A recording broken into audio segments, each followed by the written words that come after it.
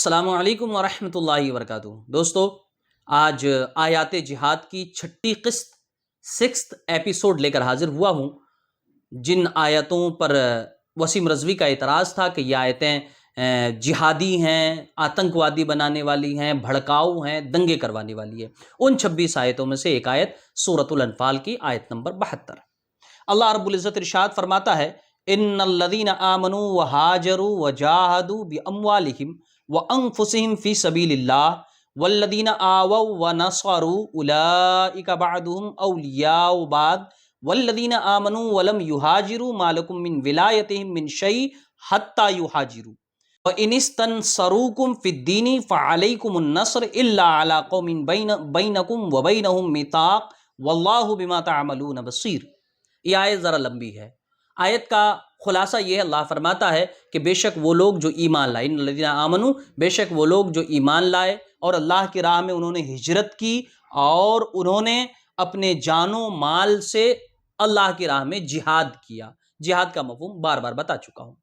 اس کے بعد اللہ فرماتا ہے والذین آووا ونصروا، اور وہ جنہوں نے انہیں پناہ دی اور ان کی مدد کی، اولئک بعضهم اولیاء بعض، یہ لوگ ایک دوسرے کے وارث ہیں۔ دراصل معاملہ یہ تھا کہ جو لوگ مکے سے مدینہ ہجرت کر کے گئے تھے، ستائے ہوئے مسلمان، اور مدینے میں جو لوگ مسلمان ہوئے تھے، ان دونوں کو حضور نے، اللہ کے نبی پروفیٹ محمد صلی اللہ علیہ وسلم نے بھائی بنا دیا تھا۔ تو اللہ تبارک و تعالیٰ نے فرمایا کہ یہ دونوں ایک دوسرے کے وارث ہیں۔ یہ جو مکہ سے ہجرت کر کے مدینہ گئے اور مدینے والے جنہوں نے ان کی مدد کی، اللہ تبارک و تعالیٰ فرماتا ہے یہ لوگ ایک دوسرے کے وارث ہیں۔ آگے فرماتا ہے والذین آمنوا ولم یہاجروا ما لکم من ولایتہم من شیء حتی یہاجروا، اور جو ایمان لائے لیکن ابھی تک ہجرت کر کے مدینہ نہیں پہنچے، مکہ میں ہی ہیں، تو ان میں اور مدینے میں رہنے والے جو وہاں کے لوگ ہیں، ان میں کوئی وراثت کا مسئلہ نہیں ہے۔ یہ لوگ ایک دوسرے کے وارث نہیں ہیں، بلکہ صرف وہ وارث ہیں جو مکہ سے مدینہ ہجرت کر کے گئے ہیں۔ جو مکے میں ہیں ابھی ہجرت نہیں کیے، وہ وارث نہیں ہیں۔ جب وہ ہجرت کر جائیں گے تو وہ بھی وارث کے درجے میں ہوں گے۔ آگے فرماتا ہے وَإِنِ اسْتَنْصَرُوكُمْ فِي الدِّينِ فَعَلَيْكُمُ النَّصْرُ إِلَّا عَلَىٰ قَوْمٍ بَيْنَكُمْ وَبَيْنَهُمْ مِيثَاقٌ، لیکن وہ لوگ جو مکے میں رہ گئے ہیں، اگر دین کے معاملے میں تم سے کوئی مدد مانگیں تو تم ان کی مدد کرنا، تم پر واجب ہے ان کی مدد کرنا۔ یہ اللہ تبارک و تعالیٰ مدینے میں رہ رہے مسلمانوں سے فرماتا ہے، جو مدینے کے رہنے والے ہیں وہ بھی، اور جو مکہ سے مدینہ گئے وہ بھی، ان سے فرماتا ہے کہ وہ اگرچہ ابھی ہجرت کر کے نہیں آئے، لیکن دینی معاملے میں ان کا اگر دین کے مسئلے کو لے کر کوئی اختلاف ہو جائے مکے والوں سے، یا بات لڑائی کیا جائے، جنگ کیا جائے، اور وہ تم سے مدد مانگے تو تم ان کی مدد کرنا۔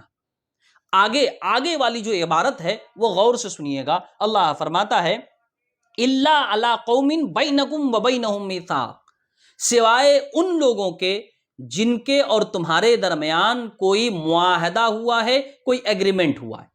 عرب میں ہوتا کیا تھا کہ دو کنٹری یا دو شہر، اس طرح کے لوگ آپس میں کسی طرح کے ایگریمنٹ کر لیتے تھے کہ اگر فلاں آپ پر حملہ کرے گا تو میں آپ کے ساتھ کھڑا رہوں گا۔ اللہ تبارک و تعالیٰ فرماتا ہے، ذرا غور کریں کہ مکے والوں پر اگر کسی طرح کی آفت آتی ہے، مکے میں رہ رہے مسلمانوں کی پر مصیبت آ رہی ہے، تو مدینے کے مسلمانوں سے اگر وہ مدد مانگتے ہیں تو انہیں مدد کرنا ضروری ہے۔ لیکن مکے کے مسلمانوں کا اگر اختلاف ایسے لوگوں سے ہوا جن سے مدینے کے مسلمانوں کا ایگریمنٹ ہے، معاہدہ ہے، تو یہ مدد کے لیے نہیں جائیں گے۔ غور کریں، غیر مسلموں کے بارے اللہ فرماتا ہے کہ اگر تمہارا ایگریمنٹ ان سے ہو گیا ہے تو اگرچہ مسلمانوں سے ان کی لڑائی ہو، مکے کے مسلمانوں سے کسی بھی طرح کی جنگ ہو جائے اور مکے کے مسلمان تمہیں مدد کے لیے بلائیں، تو تم ان کے خلاف ان کی مدد مت کرنا، کیونکہ اسلام میں وعدہ توڑنا اور وعدہ خلافی کرنا بالکل جائز نہیں ہے، چاہے وعدہ ایسے لوگوں سے ہو جو مسلمان نہیں ہیں۔ تو اتنی بڑی بات قرآن کریم نے کہی ہے کہ مکے میں رہ رہے مسلمانوں کا اختلاف، ان کی لڑائی، ان کا جھگڑا کسی ایسے شہر یا ملک والوں سے ہو جاتا ہے جس سے مدینے میں رہ رہے مسلمانوں نے ایگریمنٹ کیا ہے، تو یہ مکے کے مسلمانوں کی مدد نہیں کریں گے، کیونکہ ایگریمنٹ ہوا ہے، وعدہ ہوا ہے، اور وعدہ خلافی اسلام میں جائز نہیں۔ یہ پوری آیت ہے، اور پوری آیت کا خلاصہ میں نے بتا دیا. اب آپ بتائیں کہ اس پوری آیت میں کہاں پر دنگا بھڑکانے کا حکم ہے, کہاں لڑائی کرنے کا حکم ہے, کہاں لوگوں کے سر قلم کر دینے کا حکم ہے. بلکہ اس آیت کے تو آخری ٹکڑے میں ایک ایسا پیغام ہے جو آج سب کو سننے کی ضرورت ہے, خاص کر ان لوگوں کو جو قرآن پر اور اسلام پر الزام رکھتے ہیں کہ قرآن اور اسلام لوگوں کے مارنے کاٹنے کا حکم دیتا ہے. ایک وعدہ, آج جس وعدے کی آج لوگوں میں کوئی اہمیت نہیں ہے, اس وعدے, اس ایگریمنٹ کے بارے میں اللہ تبارک و تعالیٰ فرماتا ہے کہ اگر مسلمانوں کا وعدہ, ان کا ایگریمنٹ, ان کا معاہدہ غیر مسلم کنٹری, ملک یا شہر سے ہو چکا ہے, تو اگرچہ وہ مسلمانوں سے لڑیں, دوسرے مسلمانوں سے انہیں ماریں, انہیں کاٹیں, لیکن مدینے کے مسلمان ان غیر مسلموں کے خلاف تلوار نہیں اٹھائیں گے. ذرا سوچیں. اچھا, اس زمانے میں ایگریمنٹ ایسا بھی نہیں ہوتا تھا آج جیسا کورٹ سے ہو جاتا ہے, اسٹمپ وغیرہ تیار ہوتے ہیں, ایسا کچھ نہیں ہوتا تھا. بس زبانی بات ہوتی تھی, یا بہت ہوا تو ایک رقعہ, ایک کاغذ لکھ دیا جاتا تھا. یہ اسلام کا انصاف ہے کہ غیر مسلم کنٹری, غیر مسلم شہر مسلمانوں کو بھلے مار رہے ہوں, ان سے لڑ رہے ہوں, لیکن جو دوسرے مسلمان نے ان سے معاہدہ یا ایگریمنٹ کیا ہے, یہ تلوار نہیں اٹھا سکتے. چند تو مسلمان تھے اس وقت یہ انصاف. کتنے مسلمان تھے مکے اور مدینے کے ٹوٹل ملا کر؟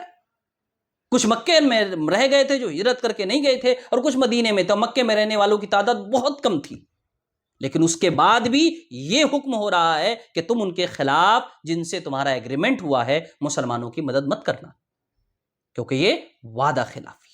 یہ قرآن کا انصاف ہے, یہ اسلام کا انصاف ہے. اور اتنی انصاف والی آیت پر وسیم رضوی جیسے لوگوں کا اعتراض ہے کہ قرآن کی یہ آیتیں دنگا بھڑکا رہی ہیں, اور قرآن کی یہ آیتیں لوگوں کو لڑنے, مارنے, کاٹنے کا حکم دیتی.